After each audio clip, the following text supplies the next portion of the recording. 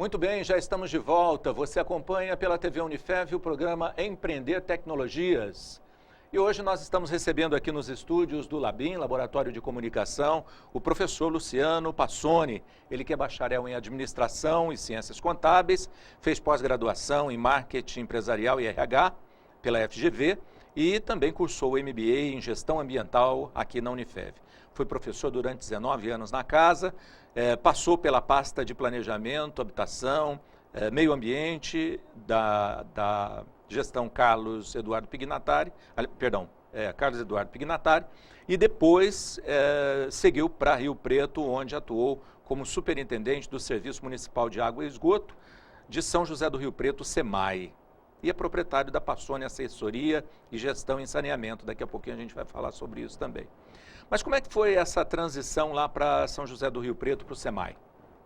Ramon, aqui em Votuporanga, como secretário, nós estamos inseridos dentro de uma bacia hidrográfica. Essa bacia, nossa bacia possui 66 municípios. Essa bacia, ela é, entre aspas, controlada e gestacionada e gerenciada pelo Comitê de Bacia, que é um órgão colegiado, tripartite, que está sediado dentro do DAEE, que é o Departamento de Água e Energia Elétrica do Estado de São Paulo, que possui um escritório em São José do Rio Preto.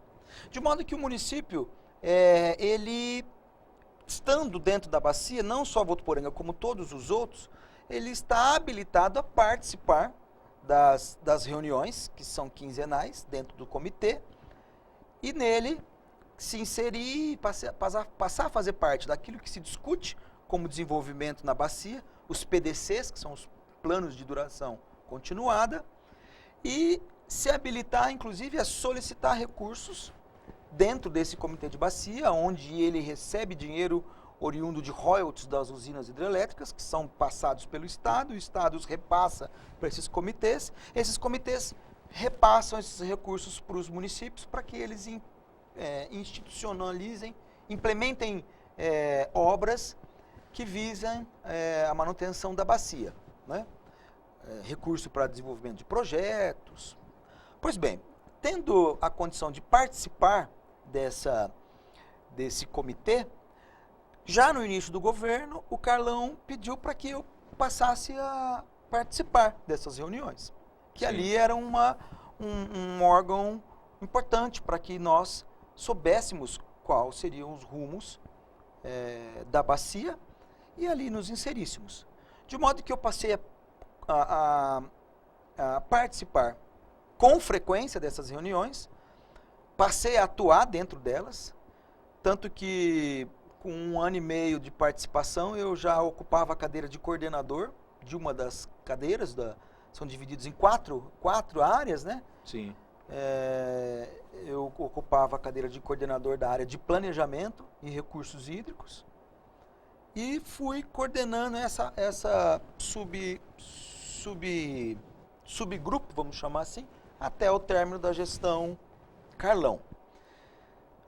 De modo que eu estreitei a minha relação com as pessoas que estavam ali em Rio Preto. Nós fomos muito bem agraciados com o Comitê de Bacia. Projetos importantes para a cidade foram feitos com recursos oriundos do comitê, projetos bem feitos e disputados pelo fato de eu estar ali.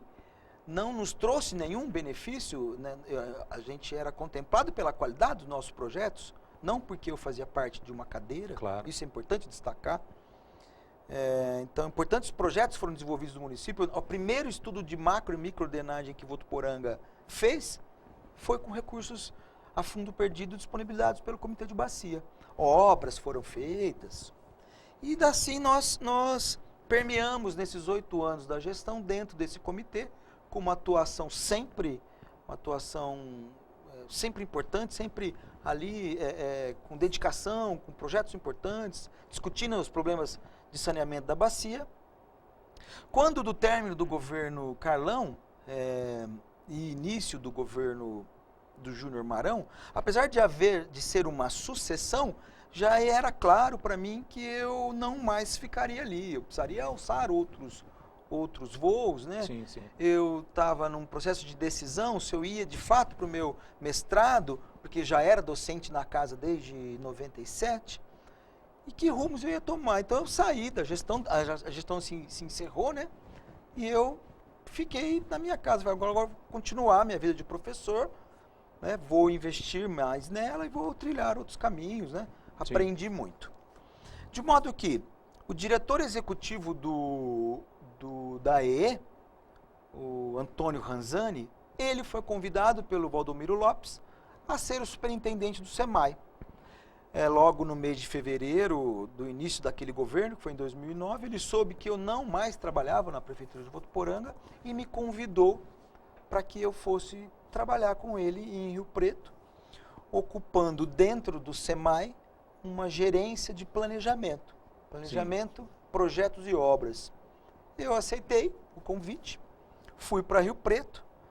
Logo no início do segundo ano do governo, no início de 2010, para ser exato, o Ranzani, que já era uma pessoa de uma certa idade, um excelente profissional, que estava em Rio Preto sozinho, porque toda a sua família já morava em São Paulo. Então, ele ficou 1 ano e meio nesse, 1 ano e 2 meses, para ser exato, nesse trânsito, São Paulo, Rio Preto.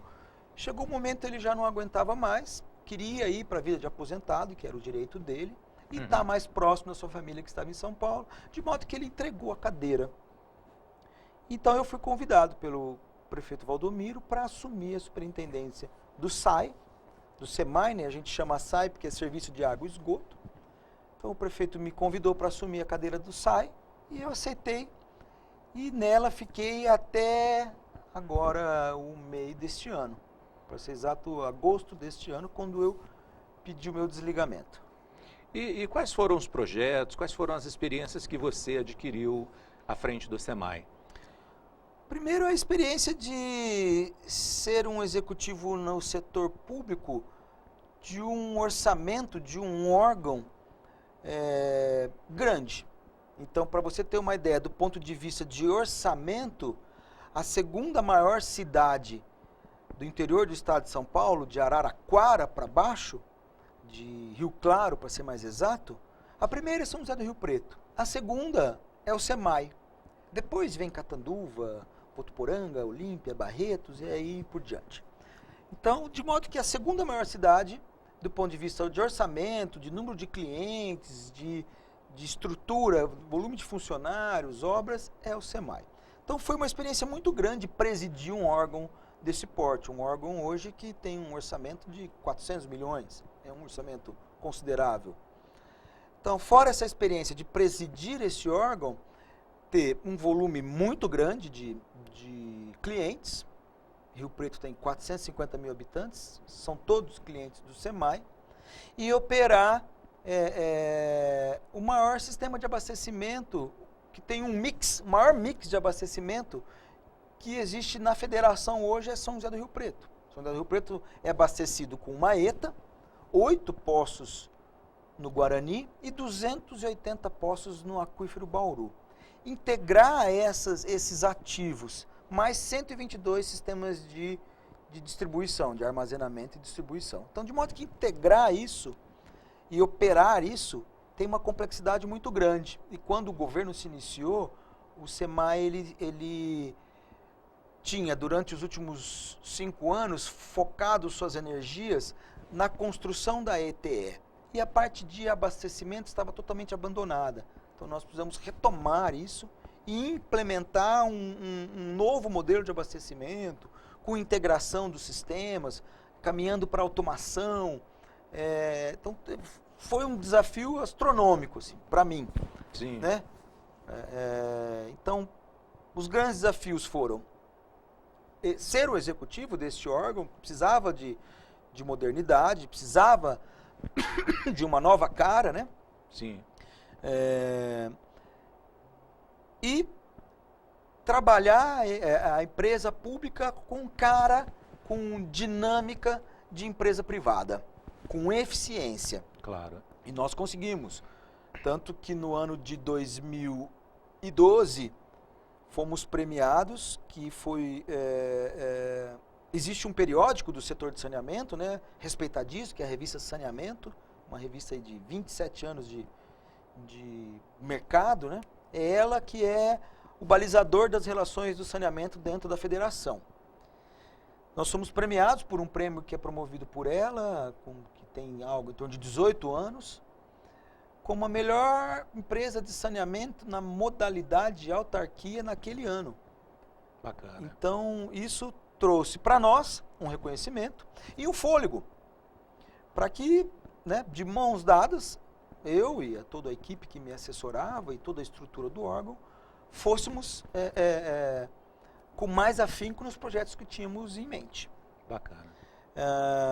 Hoje, no órgão, o maior custeio dele está em energia e disposição dos seus resíduos, principalmente os resíduos oriundos dos processos de tratamento, tanto o lodo de ETA, que é tratamento de água, quanto o loto de ET, que é tratamento de esgoto. Eu já vinha da escola da destinação de resíduo aqui em Votuporanga, é uma coisa que sempre permeou na minha vida, e percebi que ali nós gastávamos recurso público para dar destino adequado em resíduos que eram sempre extremamente ricos, principalmente na geração de energia, e já havia uma visão minha de que teríamos problemas com energia. Não tivemos apagão esse ano, mas estamos sendo tocados com termoelétricas. E desenvolvemos projetos nessa área, passamos a nos relacionar com o governo alemão e conseguimos recursos do governo federal para a instalação da primeira usina de recuperação de energias em nenhum município da federação, com recurso a fundo perdido da União, por intermédio do PAC, do Programa de Aceleração do Crescimento. Bacana. Esse foi um projeto bem inovador, bem legal. E todas essas experiências, né, parcerias que você fez através do SEMAI, né, o incremento para o seu desenvolvimento profissional, foi isso que te levou ao empreendedorismo no setor de meio ambiente? Foi. Quando eu era mais jovem, antes de ingressar no setor público como executivo, eu já havia enxergado naquele momento que o executivo público precisava de bons profissionais, que existia uma carência de bons profissionais com visão sistêmica, com modernista e bons projetos para atuar no setor público. Claro. Isso me levou para o setor público. Dentro do setor público, eu passei a ter a oportunidade de me relacionar com muitas empresas públicas, também privadas que prestam serviços para o setor público e se relacionam direto ou indiretamente com ele. Haja vista que o setor público hoje movimenta 64% da economia do país. Sim. Então, não tem aquele que não se relaciona direto ou indiretamente com o setor público. Então, estando ali, eu passei a ter relacionamentos muito importantes. Quando em 2012, eu fui para a França, em Marseille, no 6º Fórum Mundial das Águas, apresentar o fórum é dividido em temas, né? Existia um tema específico de inovações tecnológicas e destinação adequada de resíduos que objetivassem a não poluição de efluentes e afluentes, né? Então eu fui para a França, eu e um braço direito, que eu tinha no SEMAI, fui para a França apresentar o projeto da URE, da Usina de Recuperação de Energia. E ali, naquele momento, eu passei a me relacionar também com empresas internacionais, empresas alemãs, empresas francesas, empresas suecas. De modo que, estando no SEMAI, por ser um órgão bem grande, ele te consome muito, todas as suas energias, seu tempo, e isso passou a inviabilizar, fazer com que impedisse que eu tivesse a relação que poderia ter com essas outras instituições, claro, a não ser as relações feitas por intermédio de convênio tecnológico, de troca de experiências e inclusive a abertura do órgão para processos de estudo de novos equipamentos, de novas tecnologias. Então eu percebi que existia necessidade de se ausentar do órgão para que eu pudesse me relacionar com ele e também com essas outras empresas. E no início do ano eu sofri um acidente, esse acidente me levou para a cama, fiquei aí 3 meses acamado.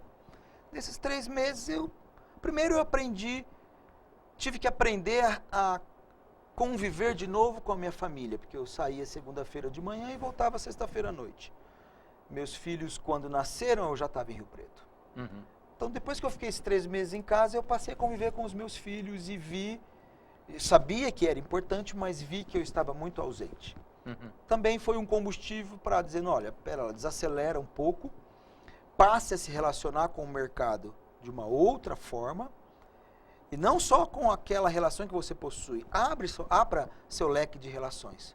Então eu pedi para sair, né, caiu essa ficha, veio na minha cabeça um novo projeto de vida, uma nova possibilidade de outras relações, aí nasceu a Passoni, Assessoria e Gestão em Saneamento, Muito que bacana. é uma área bem carente, a área de gestão em saneamento. Tem a necessidade de profissionais que saibam operar sistemas e ter propostas e gerenciar esses sistemas.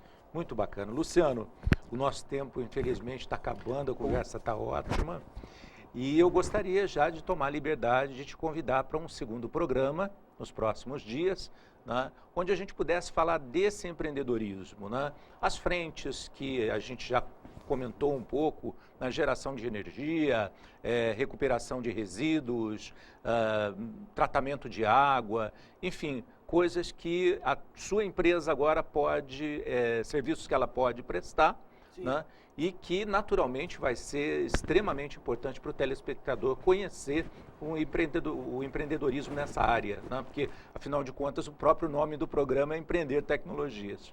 Legal. Posso contar? Pode contar, Ramon, eu te agradeço. Desculpa se em algum momento deixei de dizer alguma coisa que era importante. Perfeito, assim, perfeito. A gente embala na fala, mas de forma assim, muito obrigado pelo convite, adorei estar aqui com você, adorei te rever, porque demos aula praticamente 10 anos juntos e quando você se ausenta do órgão, você toma outro rumo, acaba vendo muito poucas pessoas que gostam. É verdade. Então, muito obrigado pelo convite e eu aceito o convite de voltar aqui com o maior prazer. Tenho muita coisa para contar. Legal. Legal. Um abraço, até a próxima. Então, Até. eu agradeço a você também, já faço o convite para que na próxima semana você acompanhe o nosso programa. Breve o Luciano vai estar gravando e fazendo um programa conosco aqui na Unifev a respeito desse tema do empreendedorismo na área de gestão ambiental. Vai ser muito interessante, mais uma vez, a presença do Luciano aqui conosco. Grande abraço, tenha uma ótima semana. A gente se encontra na próxima novamente no programa Empreender. Um abraço, até lá, tchau.